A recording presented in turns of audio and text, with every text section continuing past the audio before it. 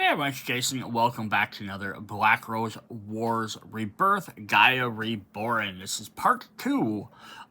We're going to go over Gaea as an avatar, so you get a fight against her. This is going to be interesting, some cool extra new mechanics, and some tiles that add to the game, some tokens. If you didn't check out part 1 for whatever reason, we went over our brand new Mage Talia, our brand new spellbook Geomancy, as well as we also went over the Nova EX Renaissance crossover stuff. So if you wanted to check out what was in this game available for the crossover, if you own that game, go back, check out part 1. Alright, we are going to hop in and look at what is in our Gaea Reborn avatar. So, if you didn't see Gaea, let's take a quick look at her miniature. Her megature again, I guess. She's a little bit bigger than a miniature. So we're going to get a play as her. Let's take a look at her basic rules first before we hop in. So Gaea is a powerful primordial creature venerated by fauns as a deity. To enter her Sylvian realm is to violate her domain sanctity and incur her wrath. The luckiest intruders will be hunted down, captured, and executed by her fawn servants. The most unfortunate, on the other hand, will take their last breath suffocated by Gaia's roots. So we're going to have a couple of things on her card. So we have A as an avatar effect. So if any of them have this little circle ring, it's an effect indicated by a symbol, and the avatar card must resolve whenever a command card shows that symbol.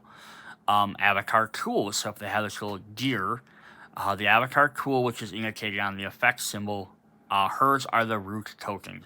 So what's neat is every single avatar potentially might have a deer or an avatar tool, but they're all going to be different, but they use the same symbol instead of creating a brand new symbol for each one. And then she has her skills, her special skills that she just uses, Blossoming Burst. Her setup is pretty simple. Following steps during avatar setup: place a Gaea model in the Black Rose room, place the Phileas token in the throne room, place the Phileas evocation card on the avatar board, place a root token in each of the green rooms, and remove Nature Fury from the Forgotten spell, so you can't summon her. So we do have a couple of really neat extra things. We have root tokens. Some effects related to Gaea place a root token on a room. A room may contain a single root token. If an effect indicates to place a root token in a room already has one, or indicates to place one but no root tokens are present, do not place any. The fallen token placement is placed in the room must be placed on the left of the instability slots. D. Add 2 instability slots to the room. If possible, to place the root token in it is possible to place the root token in a rebuilt room. Instability: when it's placed in a room, root token is the instability must first be placed in the root token slots. If the slots can be placed where the token is, if the root token is rebuilt, only the Black Rose can place instability on it. Destruction: the root token is considered a model and can be targeted like any other model. Its effect suffers. Affects the target room. A root token that suffers an effect completely ignores it unless it inflicts at least 2 damage to it, which the case is removed from the lodge, and each cube returns to its owner's pool. Rebuilding: when a room contains a root token rebuild, the token is removed. Then we can also get some little Arbor Viaduct. Arbor Viaduct tokens represent consolidation of Gaia's power in the lodge and are taken into account when effects relate to Gaea. So, let's take a look at those tokens really quick. So, we're going to have these root tokens. So, if we pop these out, we have a bunch. We have, 1, 2, 3, 4, 5, 6, 7, 8, 9, 10, 11, 12. So, they're little tiny root tokens. They're little spots for your cubes. So, if we are playing in a room, and then we get a root token, it's just going to drop onto the side here. It's going to add 2 more slots. If the room is rebuilt, then you just drop it down at the bottom here, or wherever. You can drop it on the side here if you want to keep it on the side. And now it has 2 more that can be added to it, which Gaea will interact with. Then we have the arbors. So these are little bushes that we can do. They slide together. And then we'll have little 3D bushes that will go somewhere on one of the tiles, and they're going to have various effects depending on probably what we're doing. And we only have 3 sets of these. So we have 3, and then there's the fawn token that we were talking about, Phileas. So we will get him. Again, I said in the first video, he is available in Nova EX. So if we look here, it says Gaia's Servant Phyllis is a falling of the primeval people who appear in the game Nova Eactus Resistance. If you have a copy of the game, you can replace the Phyllis token with the model of any fawn, so if you want to use him. Alright, how does Gaia's skills work? So let's take a look at Gaea quick. Her card here before we get too much into this. So Gaia's avatar card here says she has 12 health, 1 damage, 2 movement. She has a Blossoming Burst. If she has her activated ability, she is to place one of her tools in a space 0 from her. And her tools, again, are the roots, which I'll be using those terms back and forth. Sometimes I'll say tools, sometimes I'll say roots. Move up to 1 instability from each room with a tool onto that tool. If in the lodge there are at least 3 tools with 2 evocation, remove 3 of those and place 1 in the Arbor Vitalis. So what she's going to do is drop down roots in different rooms, and then she can move instability from other people's stuff onto those roots. And then when she does, she has to place one of her Arbor Vitalis, her little bushes, into the Black Rose room. She's probably going to have something bad happen if you get too many of those in there. And then she has her little activations, which are 1 and 2, which we'll look at how they target. It looks like target a room with the least amount of arbor things, and then it will, or the least tools, then with the most instability, and then with the most or the least amount of miniatures. See if I understood that right. Gaia chooses her target. Room with no, so both of them are going to be if no tools are in there. Then the room with the most instability, and then if they're tied, the room with the most models. And if tied, Crown choice play. So Crown might actually choose more often than not on these. Alright, so she has 2 special abilities. So she has Blossoming Burst at the beginning of the cleanup phase. Before resolving step 1 of the phase, the Black Rowan gains +1 point for each Arbor Vitae token, and for each root token in the lodge with both instability slots occupied. And then if there are at least 3 Arbor Vitae tokens in the lodge, he immediately wins the game. Oh yeah, crap. So you want to take out these roots as quickly as possible, or convert them, or do something. If you rebirth the room, they go away. But you can also place some tokens on rebirth rooms, and then you can't touch them, so that's going to make it even harder. Oh, that's crazy. Very interesting. Alright, then we have a Servant Affiliate. So let's look at his card here. Where did I put it? Is the question. There it is. Alright, so then here's his card. So Phyllis is a beast and a servant. So if there's anything that targets beasts, he can also be targeted as well. Priority, cycle, and comeback. When it performs an attack at the 0 range is the black room, red, purple, or gray room, Phyllis target is at 0. Performs an attack.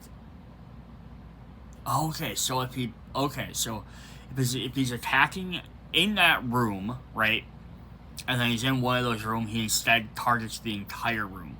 But if he's in the Black Rose room, a green, a blue, or a yellow room, he instead has 1 additional attack. And they say he normally has 2 movement, 2 attack, and 3 health. And then who he targets, he's going to target a mage who has the most points, then the least health, then who is, we'll just look at what this says here, the closest. This says mage with the most points. If tied, target the mage with the most damage. Then the closest mage, if tied, the mage with the most crowns. If Phyllis cannot reach his target, it moves close as possible. Cool. It's an evocation as a special bonus to the avatar. Phyllis is a servant of Gaea and is represented by the lodge by the Phyllis token, concept of a regular evocation model, and its own servant evocation card. The servant evocation card can be discarded from slot A even if Phyllis is defeated or removed. Priority. When activated, Phyllis follows the priority box on the servant card. That's this little thing down here. Settle. When Phyllis is defeated, place one tool in one space from the room in which it was defeated, and comeback. If Phyllis has to activate when its model is not in the lodge. If it was previously defeated or removed, it does not activate, and the Rose places it in the throne room. So it's basically just saying, you know, it can't be removed from the game permanently. It'll always come back. So that's pretty crazy there. All right.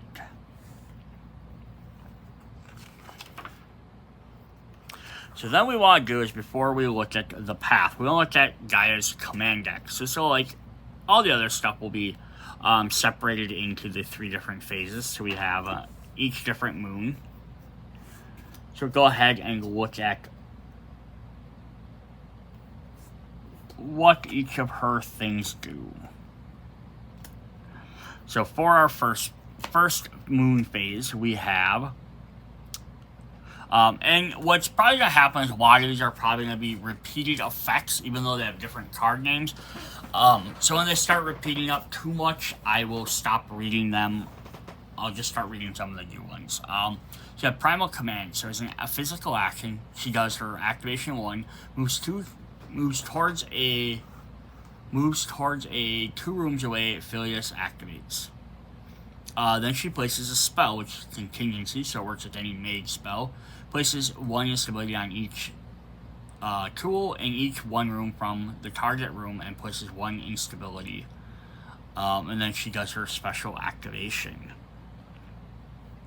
Spirit of the Wild does the 1, moves towards the target, activates, heals 2 damage on each mage except for those in the Black Rose room, places 2 instability on each tool in each 1 room from that target.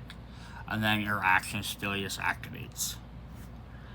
Absorb, pay 1 to move, or do the action 1, then move towards a 2 spot. Move towards a 2 rooms away. That's a weird way to put that.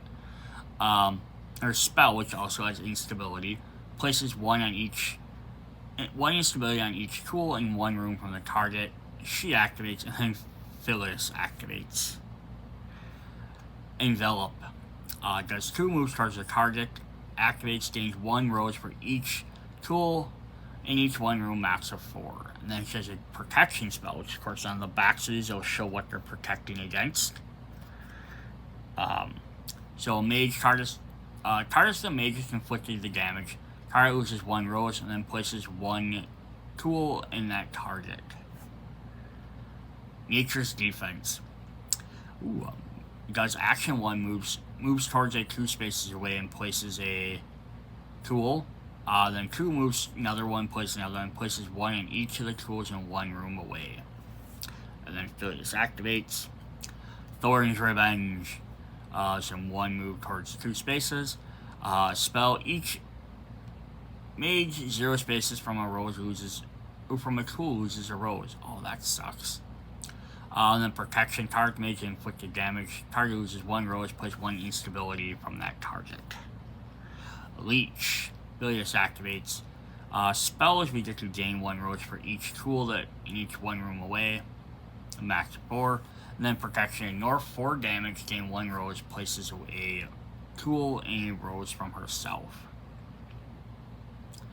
Blessing. Moves 2, places a tool, moves 2, and then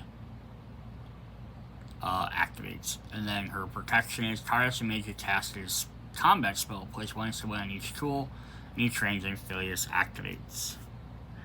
So we have another 1 with moving and Phileas, and then spell is place 1 instability on each tool in each 1 room and gain 1 power point.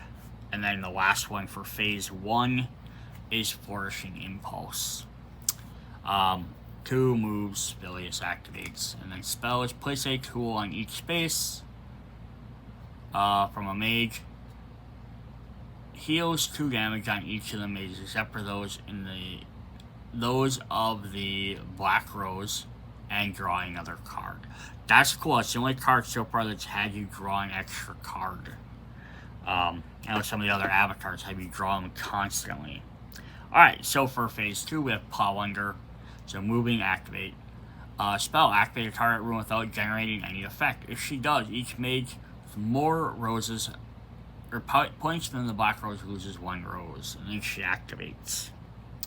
Resurgence, move towards the target, activate, heal 2 on each mage, except for those of the Black Rose, gains 1 for each mage heal this way due to the effect. It's interesting. She does something where she heals everybody, but he gains points for it.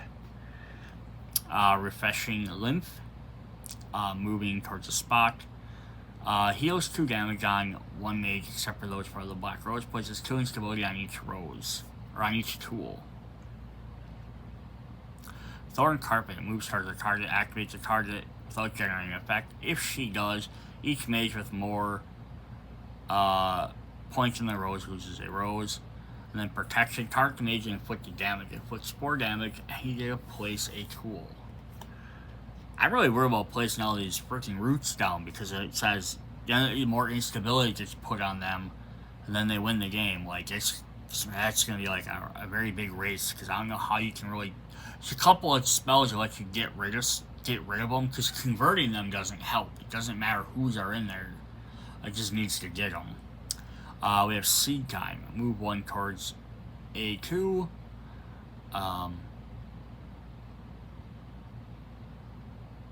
Place a tool. Places 1 on each tool and target 1 space from the target. And then she gets to move again. Here we have Lost Battle. So a spell is each mage 1 from the roses, if more roses loses a thing, and then target mage combat spell loses 2 points. Prevail, gain 1 point for each tool with at least 1 instability, and Phyllis activates, and then Protection. Target mage inflicts damage, ignore 4 on herself, gains 2 points, and places 2 instability. Fallow moves 2, activates move 2, place 1 on each 1 range.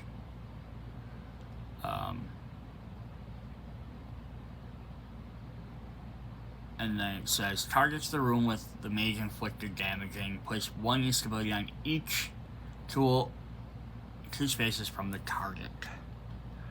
Sylvian Tunnels moves 2 towards a 2 spaces away if Phyllis activates.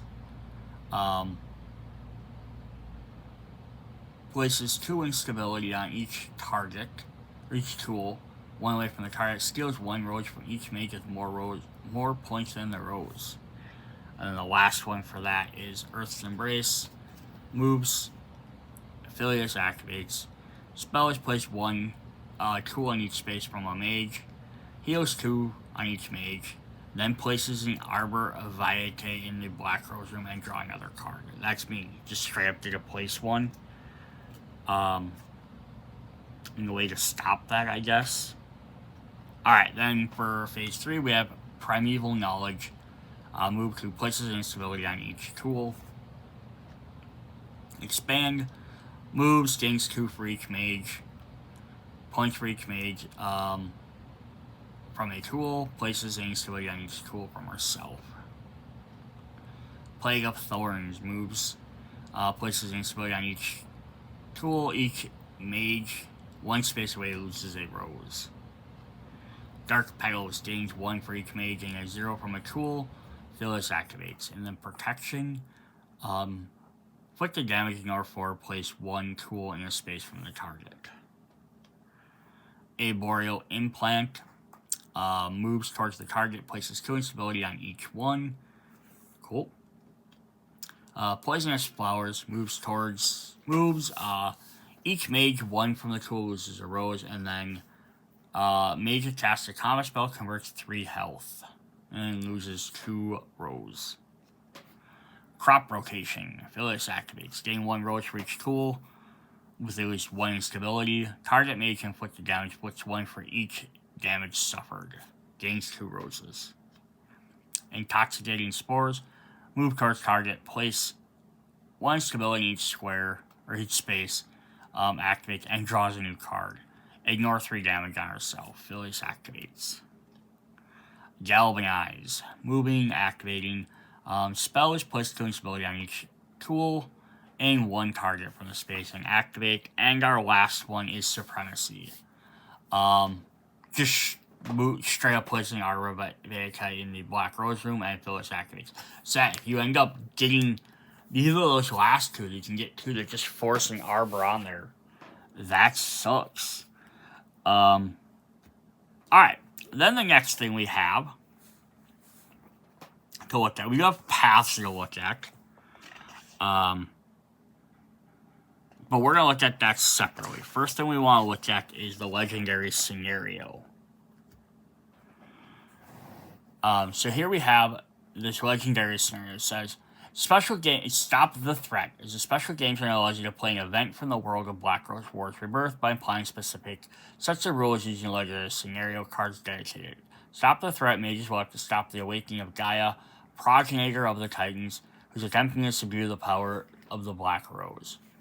So follow all the steps indicated in steps 1, 2, and 3. Ranger room to sell is shown on the map rotation on the next page.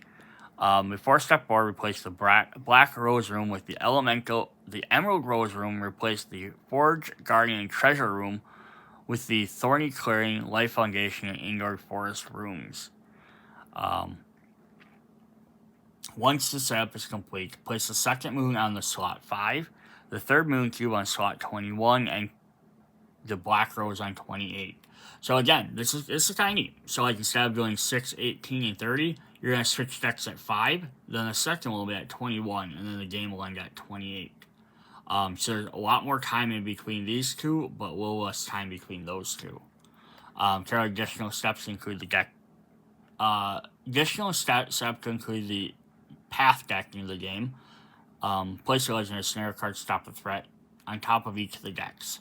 So what we do is we have 3 brand new Gaea event cards, which we'll place on top of each one of the decks, so they'll trigger first no matter what. Following rules apply when playing Legendary Scenario. False Hours. When a mage defeats Gaea, they do not gain a trophy of the Black Rose. Toll. When a mage removes a root token, they gain 1 trophy of the Black Room. So you get it more when you remove a root token. Honorable mention, at the end of the game, the mage with the most tokens gains 3. If tied, no mage gains an additional rows. And then there's the setups for them. So if you're playing 1 player all the way up to 6 players. Actually only goes up to 5 players? Weird. So you can play a 6-player game, so...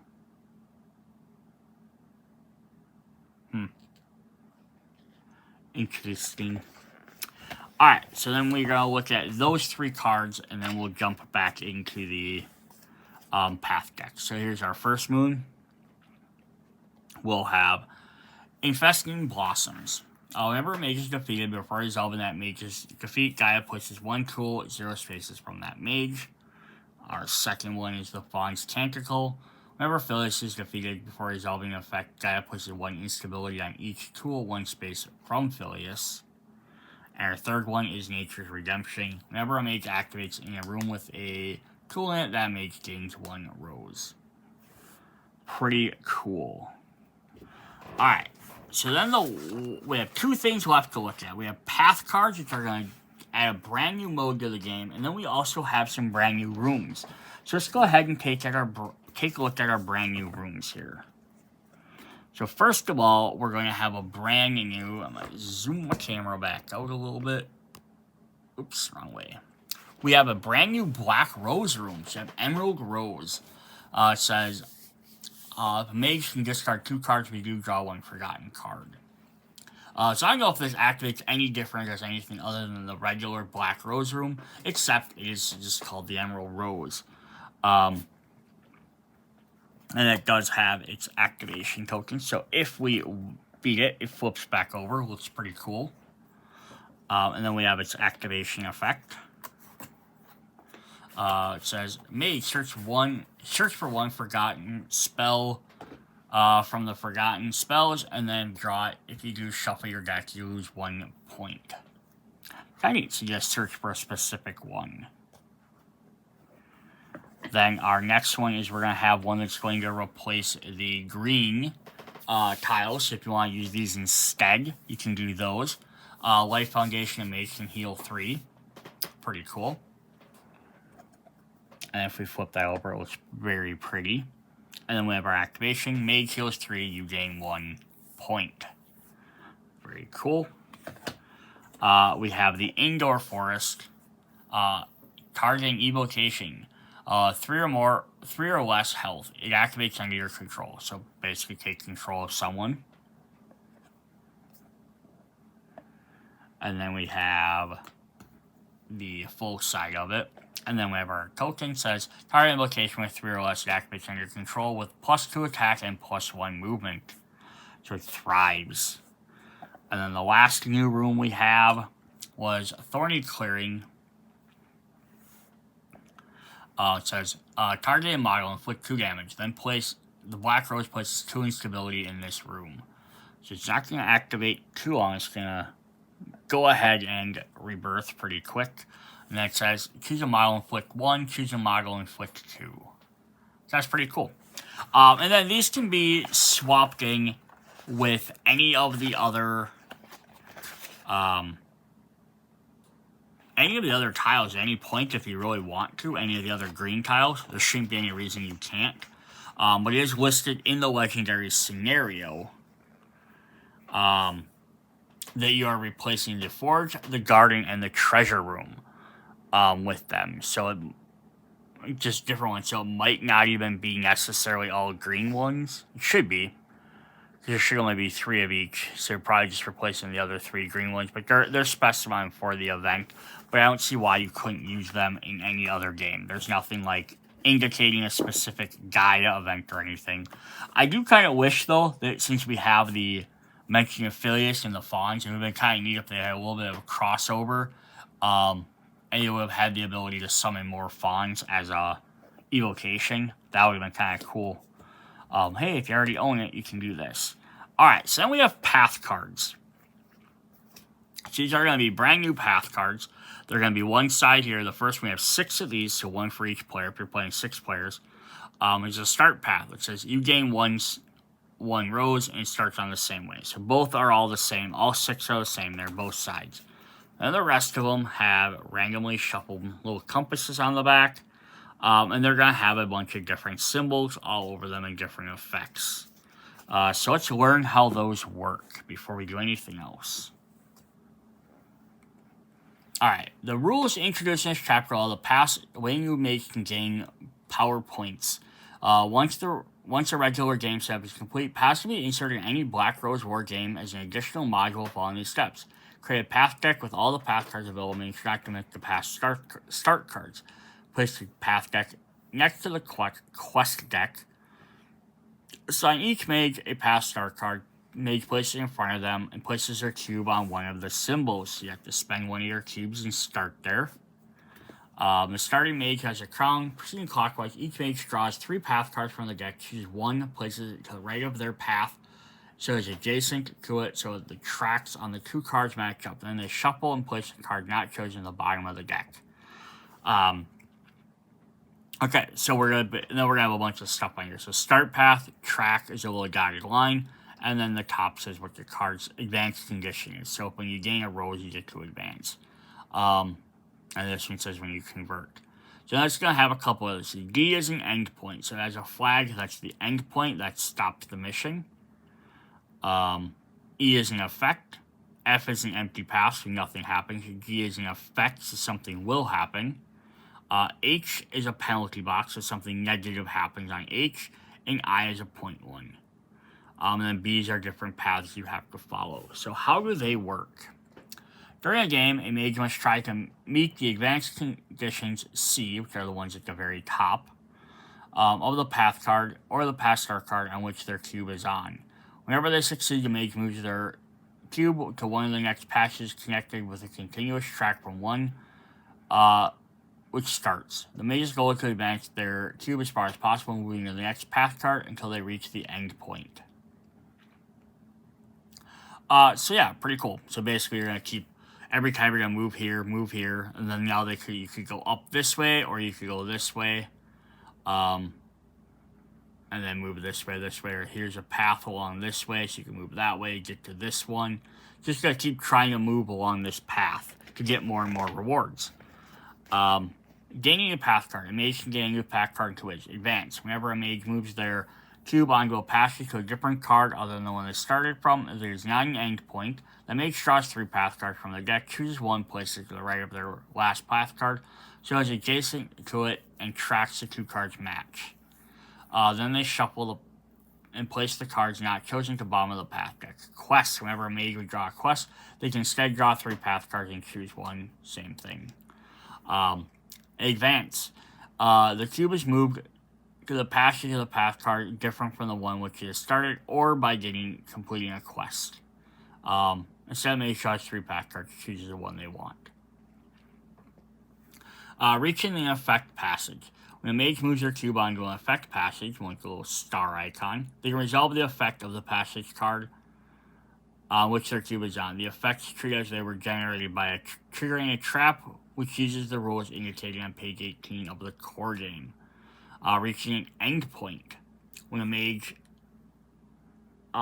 cube of the mage reaches an endpoint, they gain a completed path, and the points on the card indicated the effect next to the endpoint. For the remainder of the game, the mage can no longer meet the advanced conditions of the path card in which it is on. They cannot gain any new path cards. Must wait until the end of the game to calculate the points granted. Yeah, pretty cool. So very simple there. So end of the game says during the end of the game calculation, mage gains an additional point from the path card described below. The mage has completed the path. It gains the sum of the total indicated in the points box, I, so the white one. With all their some of the points indicated on the point box of all the path cards to the left of it. The mage does not have a complete path, loses the sum indicated by the H, the penalty box. So wherever it lands, is what we want. So here it's showing he got to the second one, so he finished it. So we got 1 and 1. But since there was nothing on this, he doesn't suffer a penalty for it, but he doesn't gain anything either. So yeah, completing quests might see how far advanced you want to go. You might be like, oh, I'm not going to be able to get that. Or if you draw extra cards that way, you might be able to see. So that's kind of a fun little mechanic. So let's go take a look at what all of those do. So I think we have a bunch that are the exact same. So I think we have 2 copies of each. So we have convert at least 1 instability. So first to start off, you have to get a power point, and then you start moving your paths, and then you place them like that. And they're always going to be on the top and the bottom. So there's not going to be any that are, that won't line up, and you're like, oh, I can't use that because I didn't choose the right one. But if you end it here, you get 1 rose. Black rose gets plus 2 points. Otherwise, if you land on either of the other spots, you get anywhere to place 2 instability, and that's -2 plus 1. We have 2 copies of this one. A room with at least 1 of your instabilities is rebuilt. Black Rose gains 2. Ability, room effect is Mage draws 2 cards from your Grimoire. 2 of these ones, you lose at least 1 rose. So you can keep going here. So it looks like the Engwood's going to be the same for all of them. Look at the top 4 cards. Okay, 4 cards from your library. Draw 2 of those and discard the others. Get you some spells. 2 of these, you gain points due to the mage's defeat. Any room, place yourself in the target room. Cool. Here we have 2 copies of Summoning Evocation. Mage draws 1 quest of the current moon. So here'd be a thing here, right? So if you get on this card, is you play this card, you picked it, I know I can summon evocations pretty easy. I have a card in my hand that does it, or I'm near a room that can do it. That might be a great one to grab. And then you get on this card, right? If you're like, I don't care about drawing quests, you might just choose to go up and go right to the next room, and then it starts you on the next thing. But if you like to draw quests, here you can get 2 extra actions of drawing quests. So it's kind of like, what are your, do you want them effects, or do you want to skip around them? And then we have this one. It says place at least 2 instability in a room using a single effect. So this is going to be a little bit harder to do, but it's only going to have 2 options, or 1 pathway to go to begin with. So you get to convert 2 extra ones. So yeah, it's a little bit trickier to do, but it's a pretty powerful ability. Then we have this one. It says inflict damage to at least 2 models with a single effect. So some of these, yeah, the only thing you might end up with is if you draw the quest cards and you choose ahead of time, just see what your path is laid out so you have more options. But if I moved off of this card and I decided to keep going straight, and then all of my cards had the bottom one was the end, I might just have to end. I might not have a choice anymore. So that's kind of an interesting thing. So you might not always get to choose when you end. But yeah, so you inflict 2 here. Our ability is convert to damage. We have 2 copies of Perform a Momentum. It's very simple to do.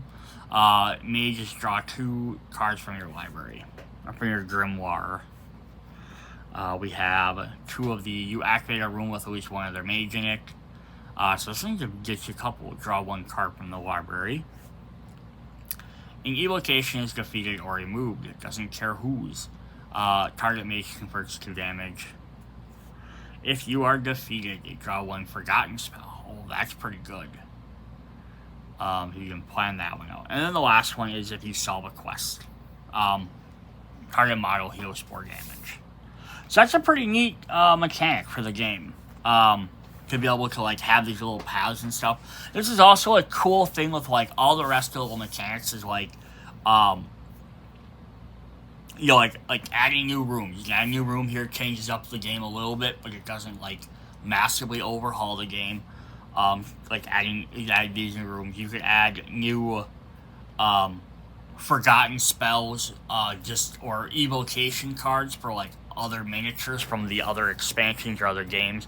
To like between the forgotten spells or rooms, you can have ways to summon new characters. So the way you can kind of like mini expand the game. With these cards, kind of like any of the other little miniature cards, like upgrades and jinx spells. If you add more, you can basically change it up. So they could add something like these that could be cool. Like you have another expansion that came out later. If they ever wanted to make more, they added a couple more path cards. The only downside, means you have to have this set to use them. But if they ever even added another set, they're like, hey, we really like this path mechanic, but we found like some new things that maybe like they could add other things like do something, like have another full deck that all revolves around what color room you were in. Like, oh, if you did something in this room, you enter, like, do something in this room. Like, end your turn on a red room, you get to complete this, right? So make you have to maybe move around the map would be kind of interesting. Then you could mix and match them all together. So that'd be kind of cool. They could add another set of path cards to expand this. Alright, that is what we have for Gaea Reborn. Hope you guys enjoyed the video. And loved all the different avatar stuff. I think she's going to be a very challenging boss. She should be. She's a titan. She's basically like a god in this world. So yeah, she's going to be a little bit more difficult to fight against. But yeah, gotta go back, check out part 1 if you didn't for whatever reason. To check out the geomancy spells to see how that works, which does involve being in certain rooms and activating stuff there. So that's really cool. Check out the other expansions, and see you guys later. Bye.